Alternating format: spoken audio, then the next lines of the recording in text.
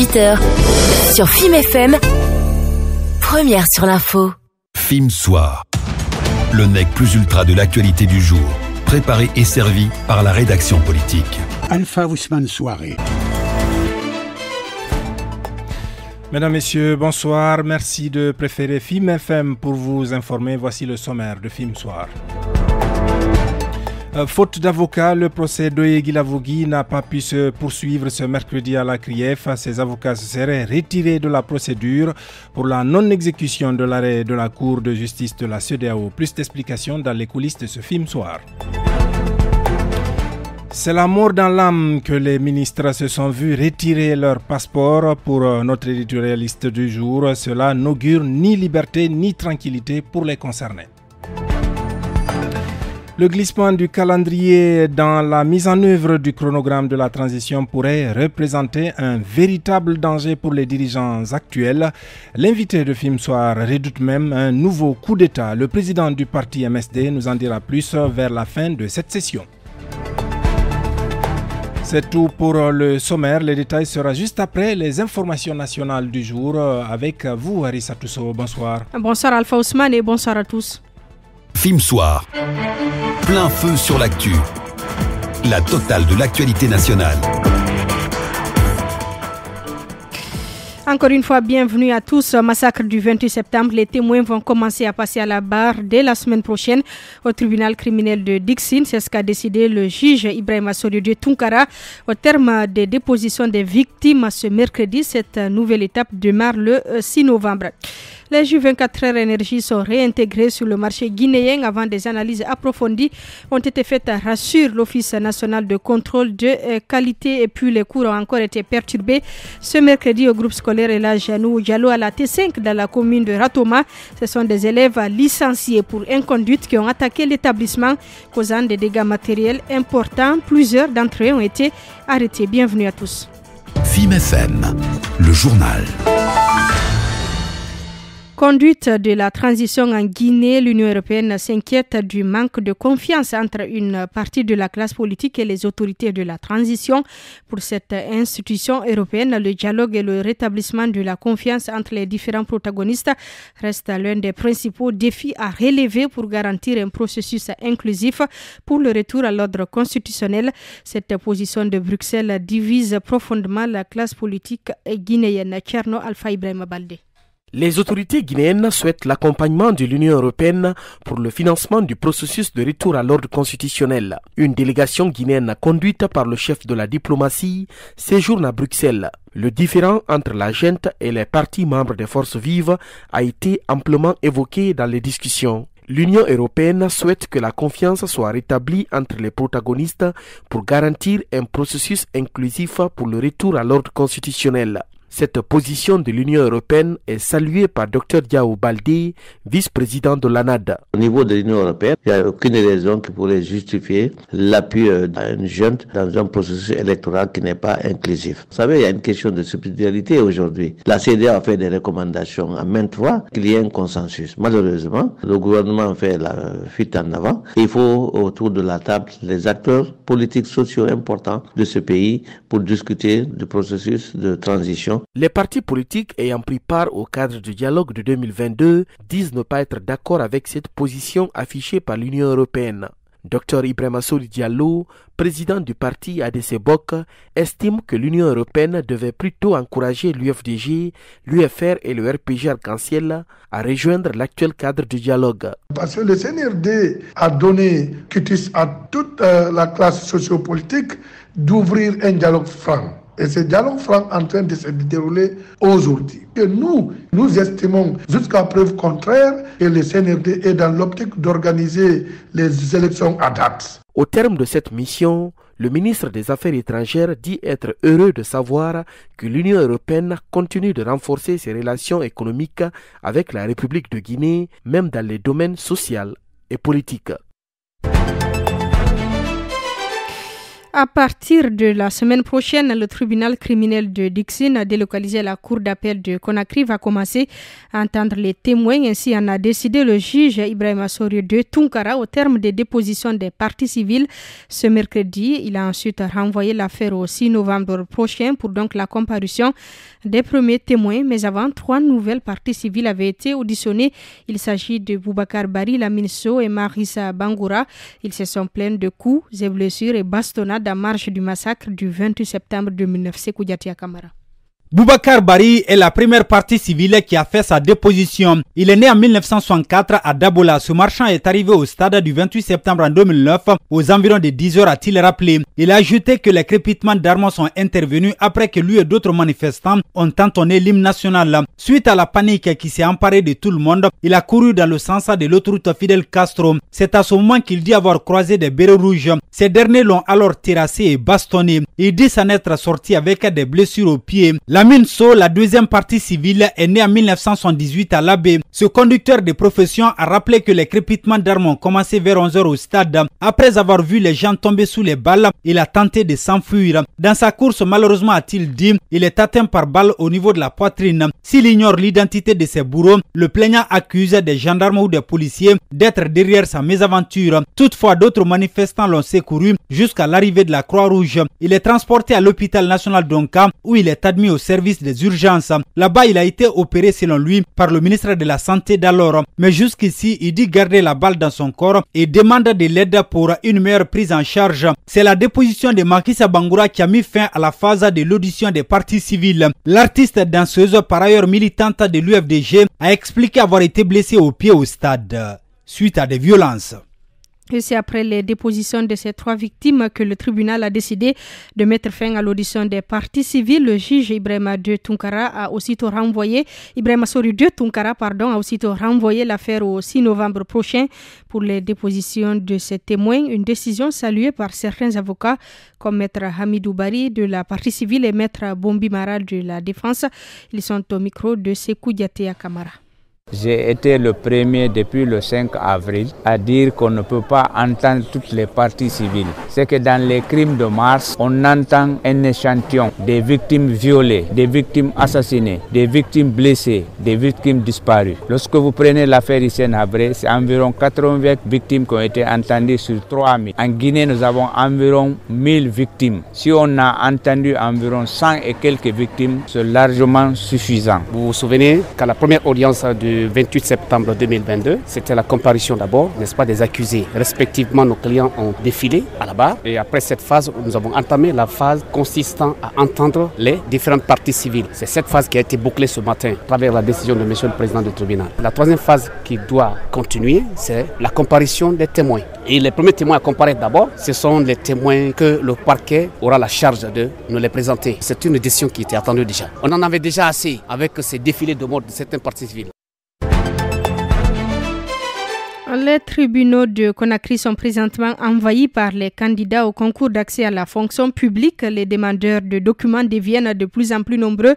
Au tribunal de première instance de Dixine, par exemple, où nous avons fait un tour ce mercredi, les citoyens étaient mobilisés au sein de cette juridiction pour se procurer du certificat de nationalité ou encore du casier judiciaire. Toutefois, certains parmi eux ont déploré une lenteur dans la délivrance des documents. Hadiaka Debari.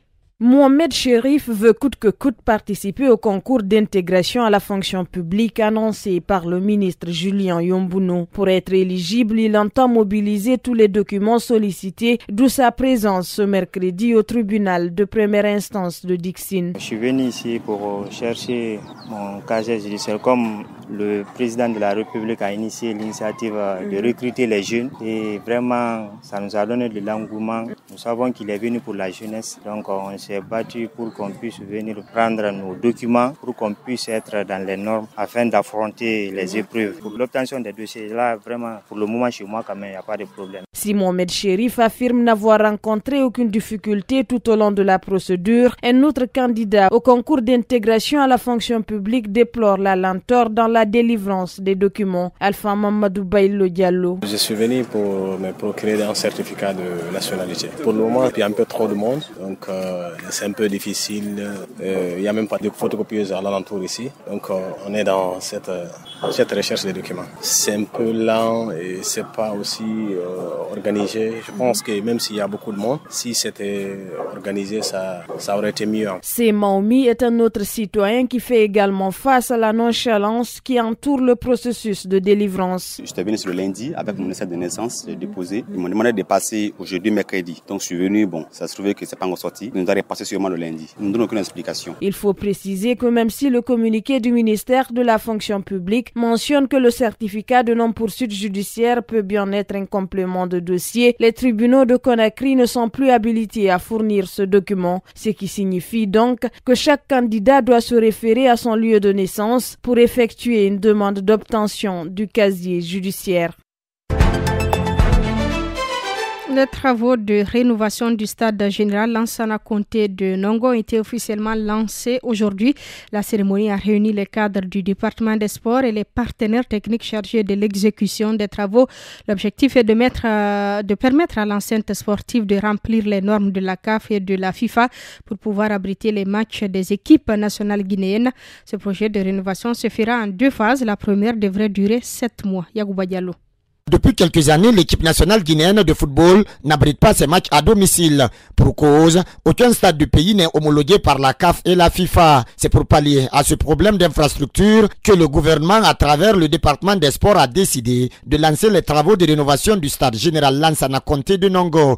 Ibrahim Kébé est le conseiller principal du ministre de la Jeunesse et des Sports. C'est un constat amer pour dire que la Guinée a un besoin crucial pour avoir des infrastructures dignes de ce nom. C'est un magnifique stade de l'extérieur, mais à l'intérieur, selon les normes CAF FIFA, il y a énormément de travaux à effectuer sur ce stade de général Lansana. Donc aujourd'hui, je suis content, non seulement que les travaux ont démarré, mais le plus important pour nous, c'est l'espoir gardé pour dire que dans peu de temps, l'équipe nationale puisse jouer devant son public. Ces travaux de rénovation de l'enceinte se feront en 2 phases, dont un délai de 7 mois pour la première, selon les responsables. Sefiu Ambay, représentant de la société chargée du projet, rassure. Nous nous engageons à livrer le projet de rénovation de la phase 1 du stade général Lansana Conté dans les délais impartis, soit sur une période de 7 mois, et en pleine conformité avec les normes rigoureuses établies par la CAF et la FIFA. Concernant la pelouse, la société italienne chargée de la réfection s'engage à doter la Guinée d'une pelouse répondant aux normes de la FIFA. Francis Siani. Ce sera un terrain qui va obtenir la certification FIFA Quality Pro. Donc la plus haute certification de la FIFA par rapport au gazon synthétique. On va installer aussi un système de drainage très spécifique. Donc ça sera vraiment quelque chose de très innovatif comme terrain. Cette cérémonie de lancement officiel des travaux de rénovation du stade général Lansana Conté de Nongo a pris fin par la pose de la première pierre. En attendant la finalisation des travaux, le Sili national va continuer à recevoir ses matchs à l'international. Pendant ce temps, la course pour la présidence de la Fédération guinéenne de football est lancée à quelques heures de la date butoir du dépôt des candidatures. Certains candidats ont déjà déposé leur dossier. C'est le cas de l'ancien international guinéen Abdul Karim Bangoura Akabe. L'ancien capitaine du Sili national, accompagné d'une forte délégation, a déposé sa candidature aujourd'hui au secrétariat de la FEGIFOOT. Selon Akabe, le moment est venu pour les footballeurs de prendre leurs responsabilités pour gérer les destinées du football. On l'écoute au micro de Yagouba Diallo. Nous avons décidé de prendre notre responsabilité. Quand je dis nous, je veux parler des anciens footballeurs. Parce que quand on parle de dirigeants ou quoi que ce soit, c'est parce qu'il y a des footballeurs. Les footballeurs sont méprisés. Ils sont au second plan, voire même plus.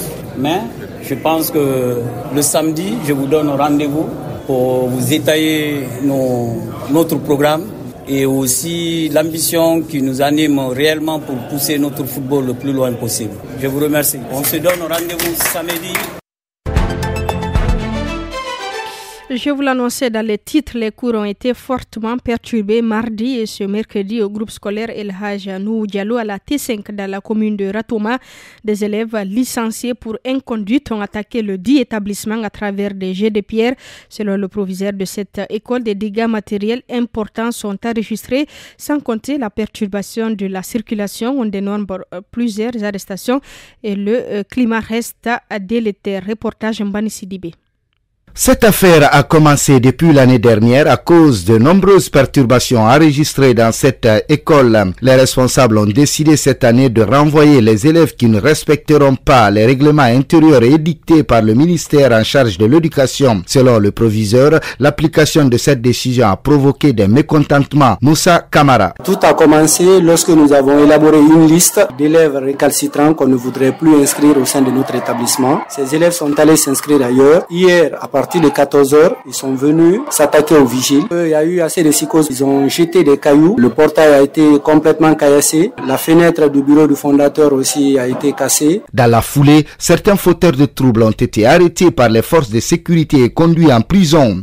Malgré tout, la tension est restée encore vive, entraînant ainsi la psychose au sein de l'établissement, précise Moussa Kamara. Ça a continué jusqu'à ce mercredi encore. Il y a un jeune qui est venu et dit que son jeune frère fait partie de ceux qui ont été arrêtés. Lui aussi, il est venu, il a jeté des pierres, mais il a été maîtrisé par les surveillants. Il voudrait essayer de s'attaquer à l'école pour juste qu'on libère son jeune frère. Quelques responsables de la direction communale de l'éducation de Ratoma se sont rendus sur les lieux pour tenter de trouver une solution à ce problème. Une plainte a été déposée contre les agresseurs, a annoncé le proviseur. Il y a eu des dégâts matériels très importants. Nous avons déjà porté plainte au niveau de la brigade d'investigation. Nous avons fait appel à la déléguée scolaire. Nous avons fait aussi appel au DCE de Ratoma qui avait mandaté ce matin même 2 émissaires qui étaient là. Ils ont décidé d'aller sur le terrain à Sonfonia pour voir les élèves qui ont été incarcérés là-bas. Au moment où nous quittions les lieux, il y avait un calme précaire et les cours ont repris.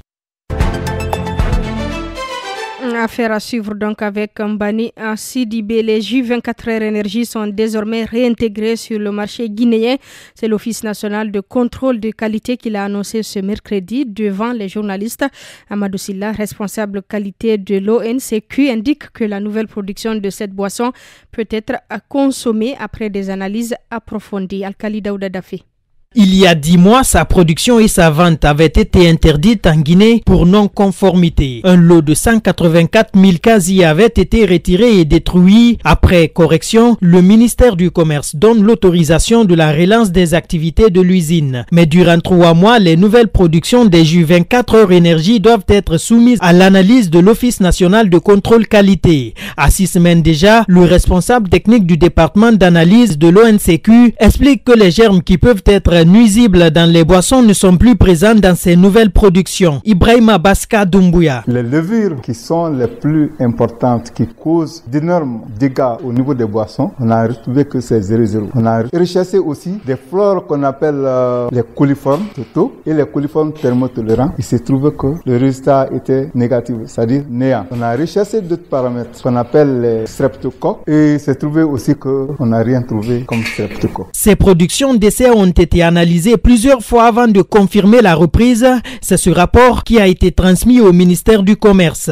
Le responsable qualité de l'ONCQ rassure les consommateurs. Amadou Silla. Il faut que les gens sachent que c'est quelque chose qui peut arriver à toutes les industriels. Même une femme qui prépare le riz aujourd'hui, le problème peut revenir. Mais quand ça vient, ils s'inscrivent dans la dynamique de la correction, de l'amélioration continue de la qualité des produits. Donc, ils ont corrigé. Il faut reconnaître que le suivi de la qualité est toujours là. Mais en ce qui concerne aussi par rapport aux produits alimentaires, de façon générale, il faut que les gens sachent quand un produit est périmé ou un produit est varié, ça constitue un danger pour le consommateur. L'Office national de contrôle qualité va lancer une opération de ratissage dans toutes les boutiques et magasins pour vérifier la conformité de tous les produits.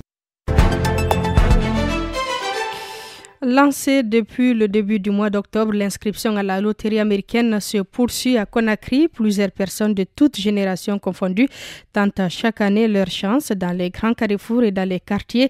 Au niveau des stands installés, même si l'affluence est faible, il y a quelques citoyens qui y viennent pour s'inscrire. Maria Majomboba.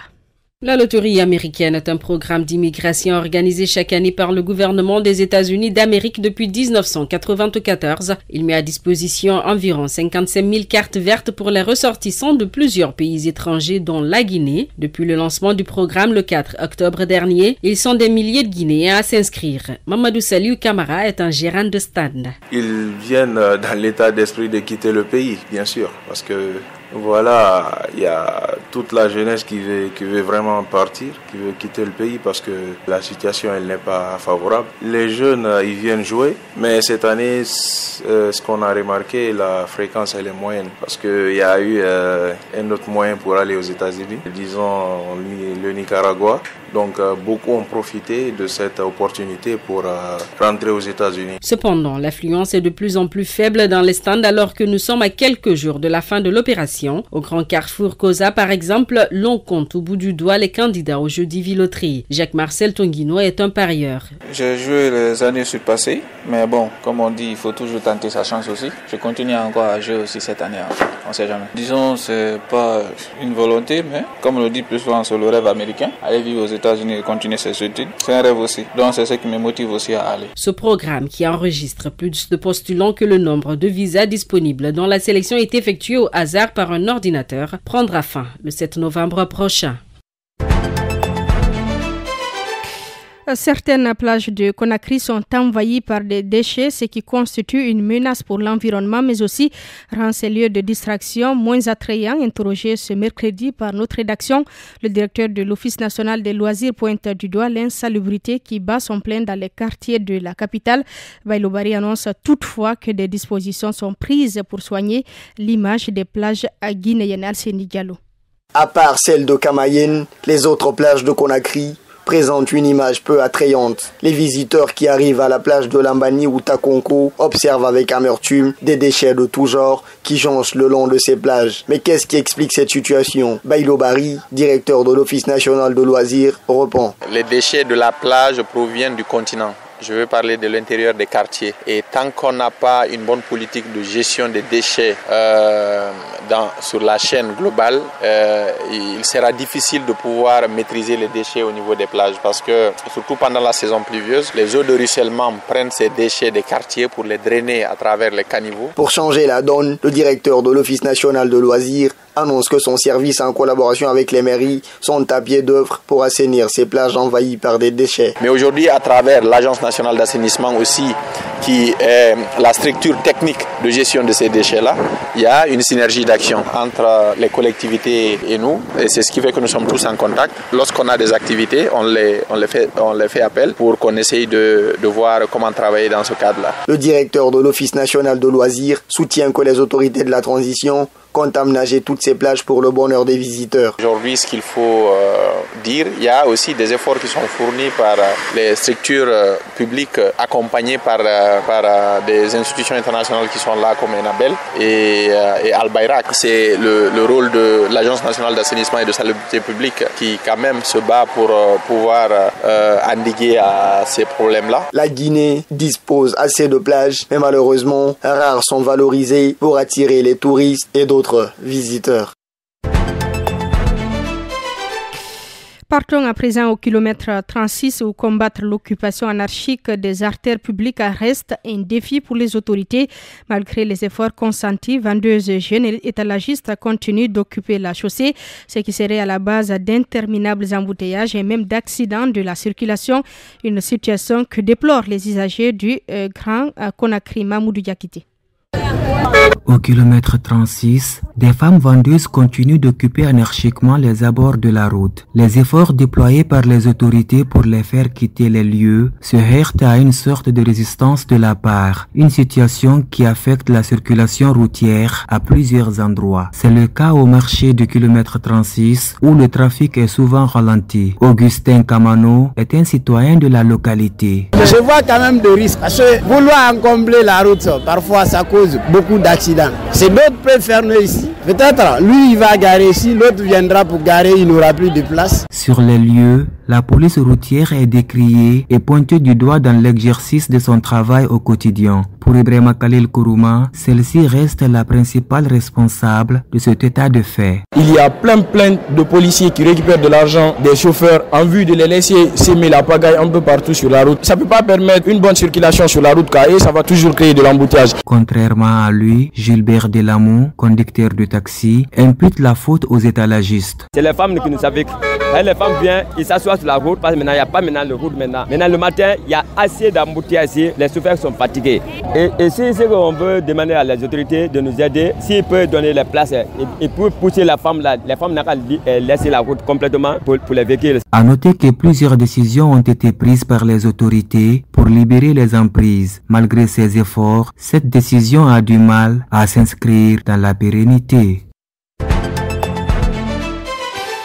Page noire à présent, professeur Ibrahima Kababa a tiré sa révérence hier mardi à Labé. Il s'est éteint à l'âge de 92 ans dans la ville de Karamoko Alpha Moulabé où il résidait depuis sa retraite en 1996. Le défunt est l'un des pionniers de l'indépendance de la Guinée en 1958 et fait partie de la première génération d'enseignants arrêtés lors du complot dit des enseignants en Guinée. Il avait passé plusieurs années en détention avant d'être libéré. Je vous propose d'écouter le témoignage de son fils aîné, Mamadou Lamine Ba, au micro de Tcherno Alpha Ibrahima Baldé.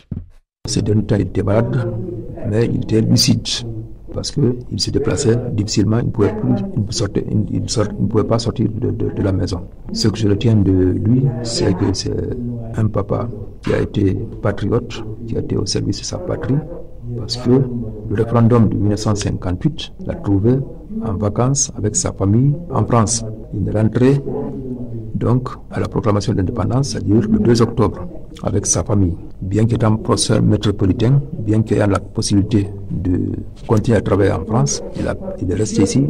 Et cela malgré qu'il a été arrêté en 1961 lors de la grève des enseignants et condamné à 5 ans.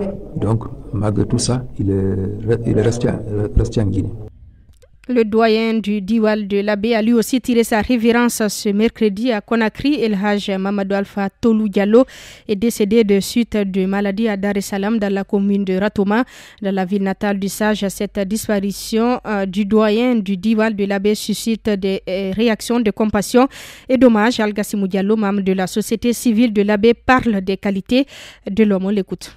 C'est un sage, c'était à la disponibilité au service du peuple, au service des citoyens. C'est que nous prions le tout-puissant Allah, qu'il nous aide vraiment à avoir leur remplaçant. Parce que, vous savez, cela n'est pas donné à tout le monde d'être au service du peuple, d'être au service des citoyens, des affaires sociales, des affaires religieuses. Et même dans son tour natal, il contribue vraiment pour le développement de sa localité. Ainsi fait la vie, la coordination Ali Poular ou le Diwal de Labé a perdu un homme brave, un homme vraiment très sage, qui aimait la Guinée, qui aimait les Guinéens, qui aimait le bien-être des Guinéens. Des propos recueillis par Amadou Ribari, paix donc à leurs âmes. Film Soir se poursuit. Merci à vous, Harissa Tousso, pour toutes ces informations. Nous vous retrouverons dans moins de 5 minutes pour un point sur l'actualité internationale. En attendant, poursuivons Film Soir avec certaines rubriques. Film Soir. Le nec plus ultra de l'actualité du jour, préparé et servi par la rédaction politique. Alpha Ousmane Soirée.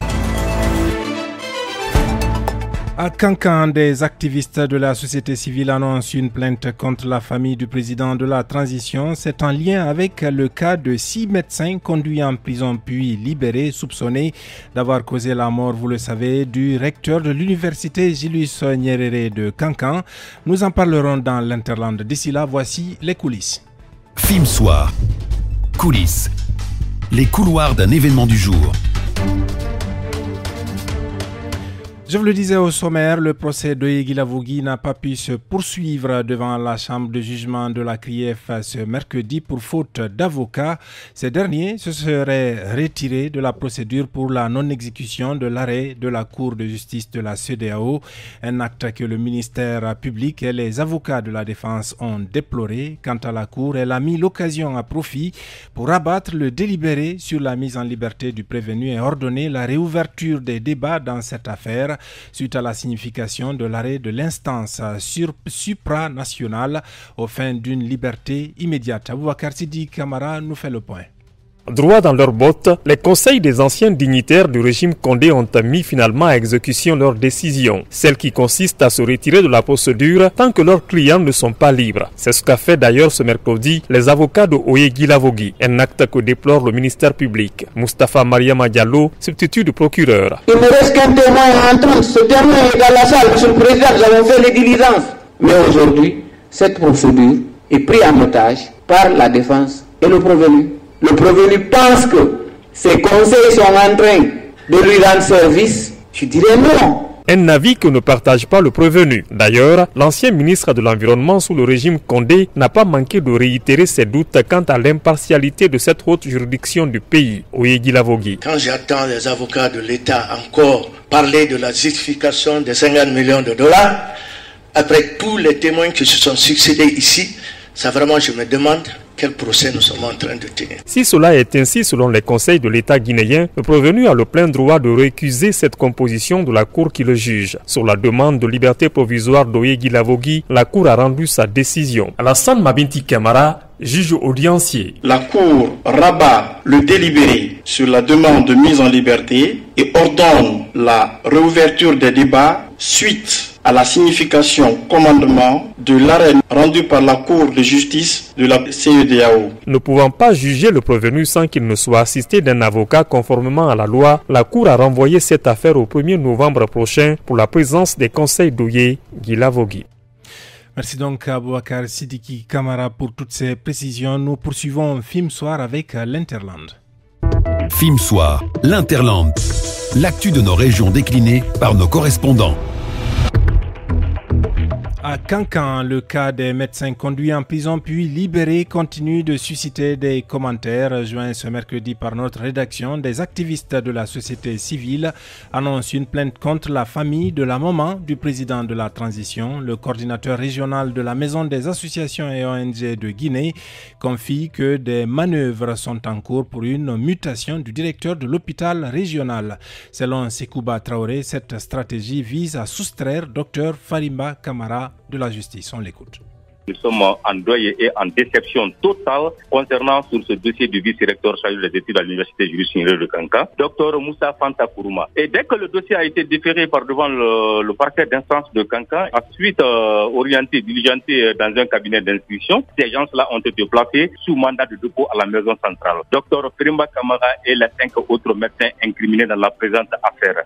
Et qu'est-ce qu'on a constaté? Le plus regrettable en Guinée, qu'est-ce qu'on a constaté? Il y a 2 modes de transition en République de Guinée. Il y a la transition du colonel Mamadi Doumbouya se trouvant à Conakry et il y a autre transition, la maman de Doumbouya et ses sœurs avec la famille du président de la transition. Qu'est-ce qui se passe? Dès que ces gens-là ont été placés sous mandat de dépôt, c'est la maman du président de la République de la transition qui prépare même et aller remettre le manger alors à Dr Farimba et sa suite à la maison centrale.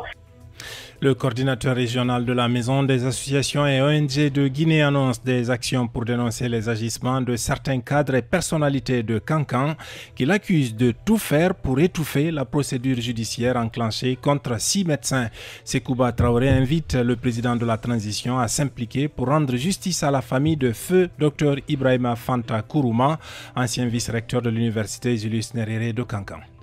Bien sûr, ils sont tous libérés, mais la justice est en train de suivre son cours normal. Nous, on a confiance à la justice guinéenne. C'est juste dénoncer ces mauvaises pratiques maintenant là qui gangrènent, on ne sait pas, et qui puissent discréditer la justice guinéenne aux yeux des institutions et organisations internationales. C'est la raison pour laquelle nous dénoncions. Mais nous, quand même, nous restons valables et nous restons pointus et rompus à la tâche pour la défense, on ne sait pas, des droits humains. Et nous avons pleinement confiance à la justice guinéenne et surtout le juge d'instruction là qui est rompu à la tâche. Donc nous savons très pertinemment le dossier va aboutir jusqu'au fond et nous sommes des boutistes. La suite de Film Soir, au lieu de débat, il y a eu plutôt échange de coups de poing entre le procureur du tribunal de première instance de Koya et un avocat. On en parlera dans la 1-2 avec un confrère de Guinée News. D'ici là, voici le Transinfo avec vous. Arissa Tousso, rebonsoir. Rebonsoir Alpha Ousmane et rebonsoir à tous. Film Soir, Transinfo. Film Soir au diapason de l'actualité en Afrique et dans le monde.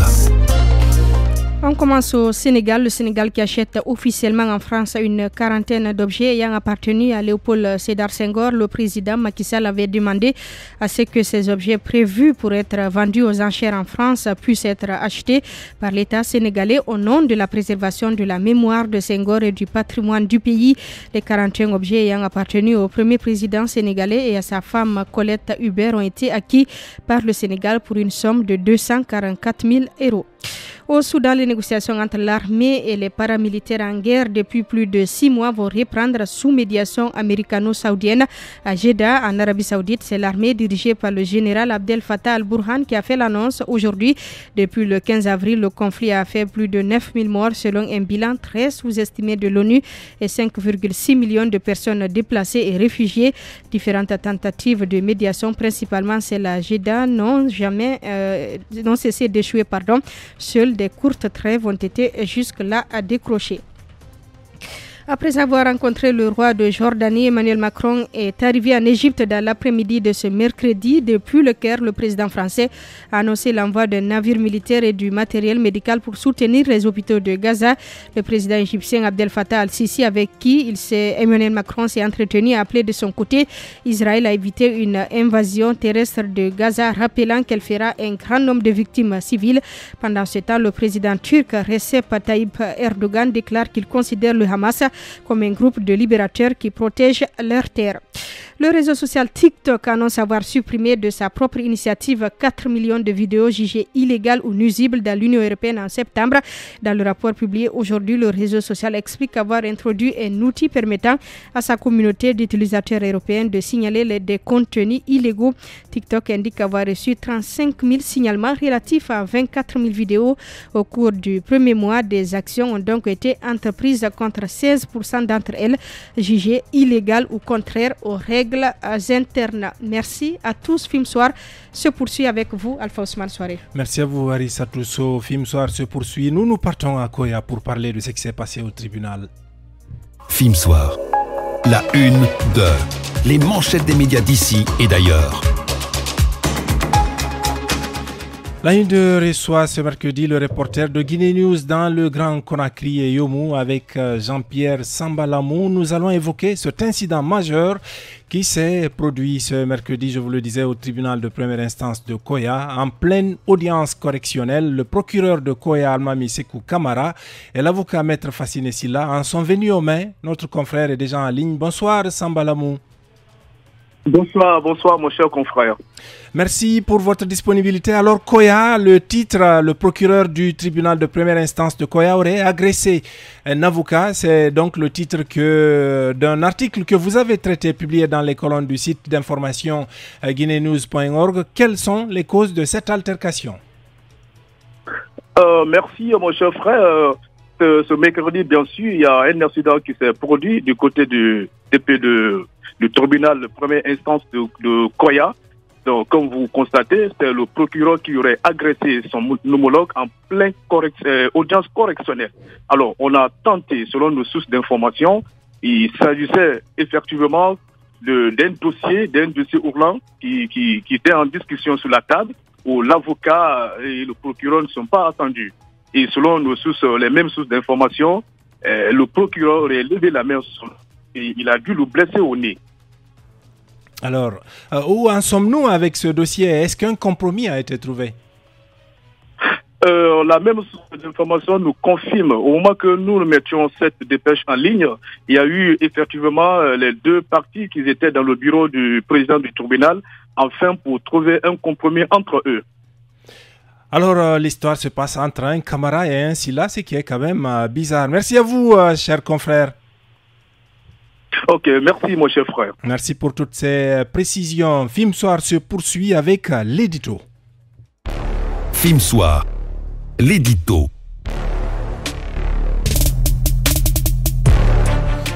Ce qui n'était au départ qu'une simple rumeur a finalement été confirmé. Mesdames et messieurs, les ministres ont dû rendre leur passeport la mort dans l'âme, ce qui augure tout sauf la liberté et la tranquillité. En attendant la séparation du bon grain de l'ivraie, leurs excellences dorment la peur au ventre quand ils ne font pas tout simplement des nuits blanches. Voici l'éditorial signé Habibi Mberen Diallo.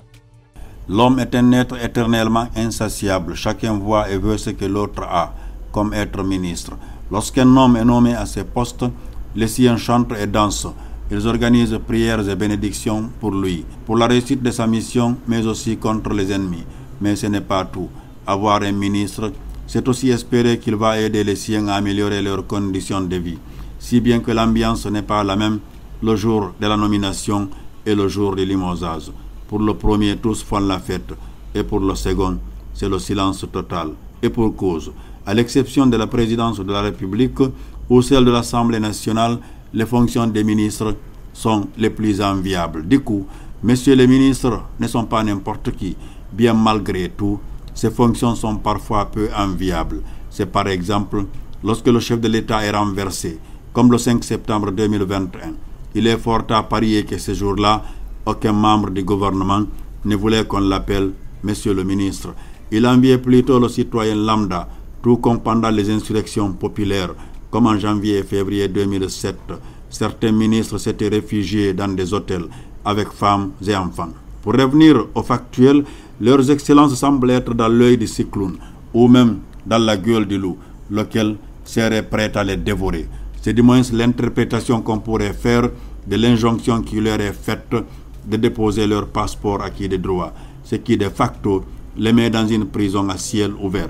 Autant un prisonnier doit demander aux gardes pénitentiaires l'autorisation d'aller faire un besoin naturel, autant nos ministres doivent obtenir une autorisation pour se rendre à l'extérieur, voire à l'intérieur même, car il va de soi que celui qui a rendu son document de voyage ne s'aventurera pas à faire un déplacement aussi court soit-il sans autorisation. Cette situation inédite n'est pas à rappeler aux nostalgiques un passé peu glorieux de ce pays, un passé durant lequel le responsable suprême de la révolution était à la fois le père, la mère et le tuteur de tout le monde, particulièrement ses ministres. Aucun d'entre eux n'osait faire le moindre fait et geste sans l'informer.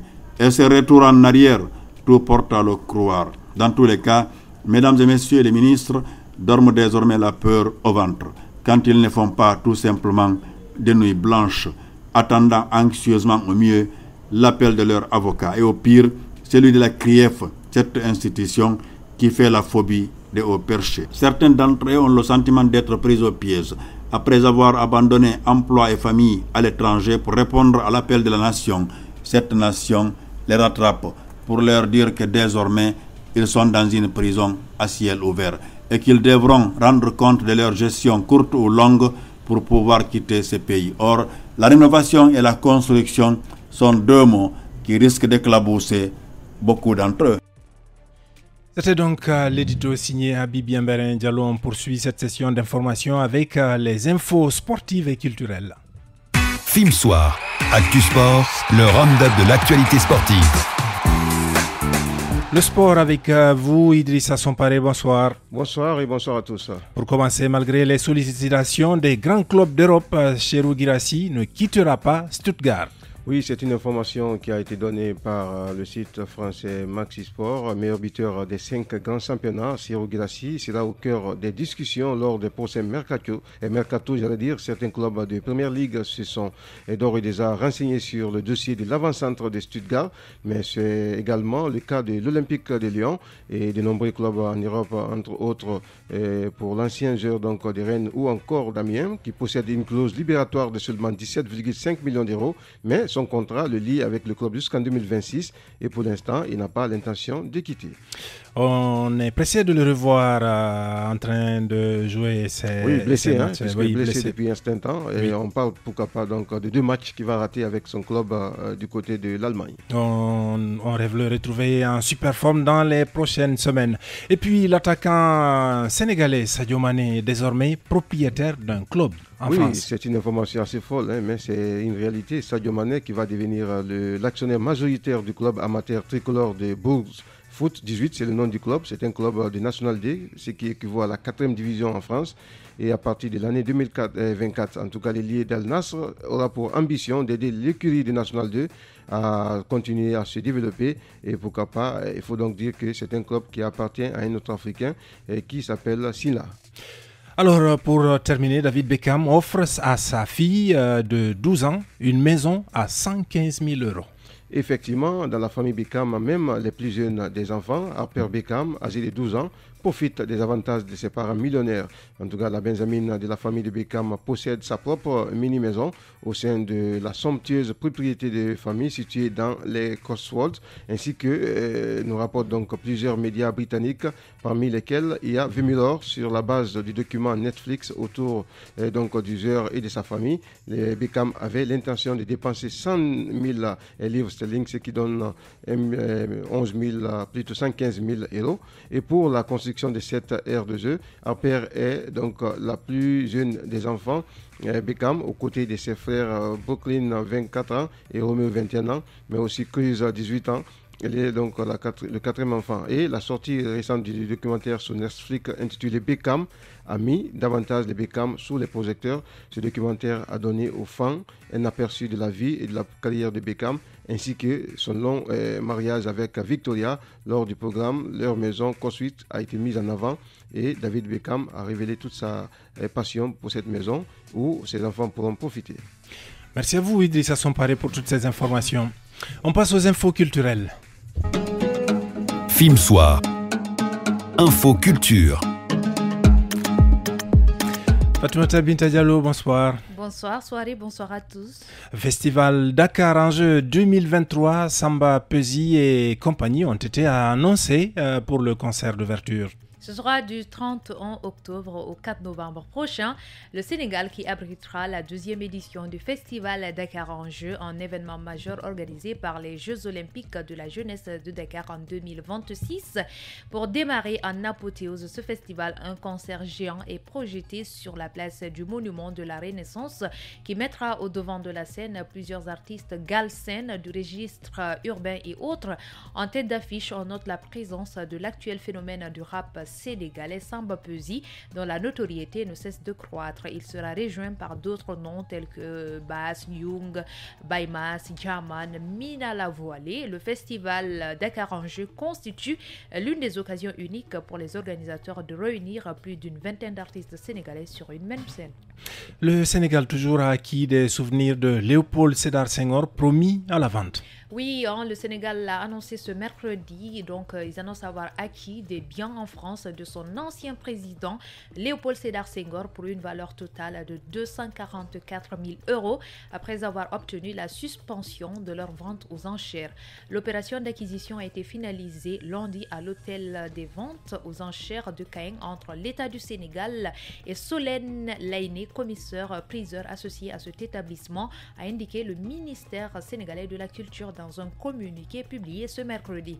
Les objets ayant appartenu au président Senghor et à son épouse Colette sont au nombre de 41, dont des bijoux et décorations militaires de l'ex-chef d'État ainsi que divers objets comme des cadeaux diplomatiques, parmi eux un collier ordre du Nil en or 18 carats composé d'un ensemble de 16 maillons sur fond lézardé avec des décors de 3 symboles de l'Égypte antique reçus par je disais donc lézardé avec des décors de 3 symboles de l'Égypte antique reçus par l'ex-président lors d'une visite en 1967 durant laquelle il prononcera un discours à l'université du Caire, Négritude et Arabité. La collection comporte également des stylos plumes en or du poète. Merci à vous Fatoumata Binta Diallo pour toutes ces informations. On passe à l'invité de Film Soir. Film Soir, l'invité du soir. L'autre interview de Film Soir. Faut-il redouter un nouveau coup d'État en Guinée? En tout cas, c'est l'inquiétude du président du parti du Mouvement pour la Solidarité et le Développement MSD pour Dr Abdoulaye Diallo. Un glissement de calendrier dans la mise en œuvre du chronogramme de la transition pourrait représenter un véritable danger pour les tenants du pouvoir actuellement en Guinée. Ibrahim Khalil Diallo lui a posé des questions. Monsieur le président du MSD, bonsoir. Bonsoir. Quelle lecture vous faites de la conduite actuelle de la transition? Vous voyez, les soupçons, les gens ne suggèrent pas des pays avec compétence. Ils ont toujours le contrôle en tête. C'est l'espionnage. C'est des ministres qu'on contrôle comme des écoliers. C'est des passeports qu'on retire. C'est des soupçons ça et là. Ça ne laisse pas la place à une sérénité, à une équipe qui travaille. Et c'est malheureux. Oui, mais vous ne trouvez pas normal que des dispositions soient prises pour assainir la gouvernance publique, par exemple, et avoir un certain contrôle sur les gouvernants, les ministres. Quand je veux bien, mais c'est pas à l'allure dont on monte, parce que dire que le Premier ministre va contrôler ses gouvernants, ses ministres, je ne trouve pas ça bien pour un pays, pour un peuple. Ensuite, faire un contrôle permanent, retirer les passeports, comme si on a affaire à des enfants, à des délinquants, tout ça, c'est pas bon. Parce que le ministre, pour être nommé, il y a une discrétion du président de la République. Donc, il y a des vérifications. Il y a des moyens de vérifier le budget. Les exécutions des plans de financer, tout ça, il y a des moyens. Et le discours que le ministre prononce et sa participation dans les débats publics, tout ça prouve qu'il est capable ou il est incapable. Donc, on n'a pas besoin de faire l'écolier. Bien, on n'a pas besoin de faire l'écolier. Mais comment vous comprenez la dernière mesure qui a été prise par les autorités judiciaires pour interdire de sortir du territoire les DAF? Moi, je trouve tout ça, c'est de la fanfaronnade, de faire semblant d'être efficace alors que ce n'est pas ça l'efficacité. La justice, c'est pour proclamer le droit. Le droit est valable pour tous les citoyens. Nous sommes tous égaux devant la loi et devant la loi. Donc, de telle sorte, je pense que quand quelqu'un arrive au niveau de stade de ministre, doit être un fonctionnaire honorable et respectable. Donc, ce n'est pas la même chose que dans les PRL ou je ne sais pas, dans des villages, des gens qu'on choisit comme ça. Donc, les ministres, c'est des gens hautement qualifiés qui ont été choisis pour une compétence quelconque qui peuvent travailler selon des lois préétablies à la satisfaction de la population. Beaucoup d'observateurs redoutent un glissement de calendrier en ce qui concerne la mise en œuvre du chronogramme de la transition. Est-ce que c'est une inquiétude que vous partagez au MSD? Bon, vous voyez, c'est-à-dire d'abord le CND, on ne connaît pas qui est membre du CND. Qu'est-ce qu'ils veulent, quelle politique ils veulent, quel type de société ils veulent. Ils n'ont rien dit, il n'y a pas de discours. C'est nous qui parlons d'abord de dialogue, ça n'existe pas, parce qu'eux-mêmes, ils n'ont rien. Ensuite, le glissement, le calendrier, ils n'ont jamais présenté quelque chose d'abord de choses. Donc la CEDEAO est venue, certes, on a dit bon 24 mois, tout ça. Ensuite, mais les tenants du pouvoir n'ont absolument rien dit vers un aboutissement à quelque chose de concerté, de séculaire, d'entente. Je ne vois pas. Donc, on n'a même pas commencé d'abord. Quelles conséquences pourraient engendrer un glissement de calendrier? Déjà, ils le sauront parce qu'en fait, ils vont finir par se manger entre eux. Et ils risquent de coup d'État encore, risquent de mouvements de masse. Bon, vous redoutez un coup d'État au cas où il y a un glissement de calendrier? Il y aura en tout cas un mouvement de masse. La population ne va pas se laisser faire. Donc il y aura un accrochage. Et on ne projette jamais un coup d'État ou bien une révolte ou une révolution. Elle vient de tout seul, objectivement, sans la volonté d'un homme. Donc, mais quand on pense, c'est-à-dire le problème des gouvernants de chez nous, et quand il arrive, je crois, omnipotent, omniscient, éternel et tout. C'est seulement à l'improviste qu'on vient les enlever. Est-ce que pour terminer, vous avez un conseil à donner au président de la transition? Il doit savoir qu'il est mortel. Il est responsable de tout ce qui va arriver à la guerre. Il sera jugé comme Dadis, comme Sankara, comme Géraulins. Ça dépend de son comportement à lui et à lui seul. Donc, parce qu'il se croit éternel et omnipotent, il faut travailler, qu'il essaye de passer le temps, d'organiser des élections, de bien travailler maintenant pour que les lois servent le peuple et servent la République. Sinon, en tout cas, ce n'est pas un autre, c'est lui seul qui va répondre devant l'histoire. Monsieur le président du MSD. Oui. Merci. Film Soir. Le nec plus ultra de l'actualité du jour. Préparé et servi par la rédaction politique. Alpha Ousmane Soirée. Voilà, mesdames, messieurs, cet entretien de Ibrahim Khalil Diallo avec le président du MST, Dr Abdoulaye Diallo, met fin à cette session d'information Film Soir. À la technique, Salima Toudjari-Ouba, Saramba. Merci à toute l'équipe de la rédaction dirigée par Arissa Tousso et Mamadou Aliou Bangoura. Merci à tous de nous avoir suivis. Les infos reviennent et ne s'arrêtent jamais sur Film FM.